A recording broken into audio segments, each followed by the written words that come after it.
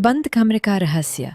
संदीप ने जब अपने दादाजी के पुराने बंगले की चाबी ली तो उसे अंदाजा भी नहीं था कि वहां उसका सामना एक रहस्य से होगा। 25 साल से बंद पड़ा वो बंगला अब उसका था।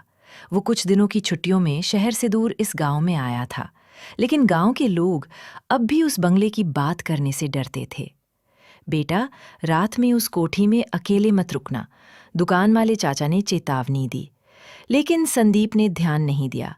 बंगले में घुसते ही धूल और सन्नाटा था। वो सब कमरे खोलता गया, पर एक कमरा सबसे ऊपर की मंजिल पर बंद था, लोहे की मोटी जंजीर और ताले से जकड़ा हुआ। कमरे के बाहर एक धुंधली सी तख्ती पर लिखा था, इसे खोलना मना है, जान का खतरा है। संदीप ने मोबाइल टॉर्च जलाई और उस दरवाजे को गौर से देखा। तभी दरवाजे के पीछे से जैसे किसी ने धीरे से खटखटाया। संदीप ठिठक गया।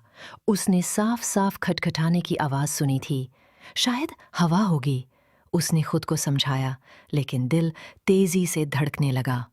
वो सीढ़ियों से नीचे लौटने ही वाला था कि एक और आवाज आई, इस बार कोई धीमी सी फुसफुसाहट। संदीप, दरवाजा खोलो। उसके रोंगटे खड़े हो गए। ये मेरा नाम कैसे जानता है? उसने बुदबुदाया। हिम्मत जुटाकर उसने जंजीर को छूने की कोशिश की, लेकिन ताला गर्म था, जैसे आग में तपाया गया हो। उसने तुरंत हाथ खींच लिया। संदीप ने नीचे आकर अपने दादा की डायरी तलाशनी शुरू की। एक पुरानी संदूक में उसे दादा की हाथों से लिखी एक किताब मिली, जिसमें बंगले के उस बंद कमरे के बारे में कुछ पन्ने फटे हुए थे। लेकिन एक वाक्य अधूरा लिखा था, अगर वो कमरा फिर खुला तो वो चीज़ दोबारा आज़ाद हो जाएगी। संदीप की सांसें रुक सी गईं। तभी बिजली चली गई और पूरा बंगला अंधेरे में डूब गया। उसी पल ऊपर से एक दरवाजे के खुलने की चरमराहट आई। संदीप ने टॉर्च उठाई और धीरे धीरे ऊपर की ओर बढ़ा। कमरा अब आधा खुल चुका था और अंदर से अजीब सी ठंडी हवा बाहर आ रही थी। कमरे के भीतर सब कुछ उलझा हुआ था।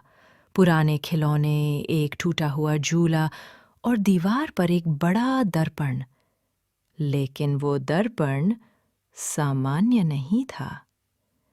जैसे ही संदीप पास गया, उसे दर्पण में अपनी परछाई के पीछे एक और परछाई दिखी, जो हिली, लेकिन उसने नहीं। वो पीछे मुड़ा, कोई नहीं था।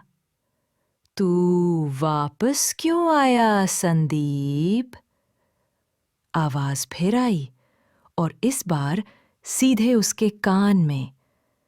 दर्पण के भीतर एक चेहरा उभरा, एक बच्चा जो हूबहू संदीप जैसा दिख रहा था, पर आंखें काली थीं।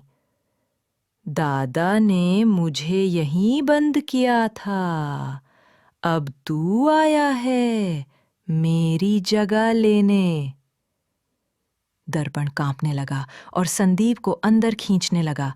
आखिरी बार उसने चिल्लाया, नहीं।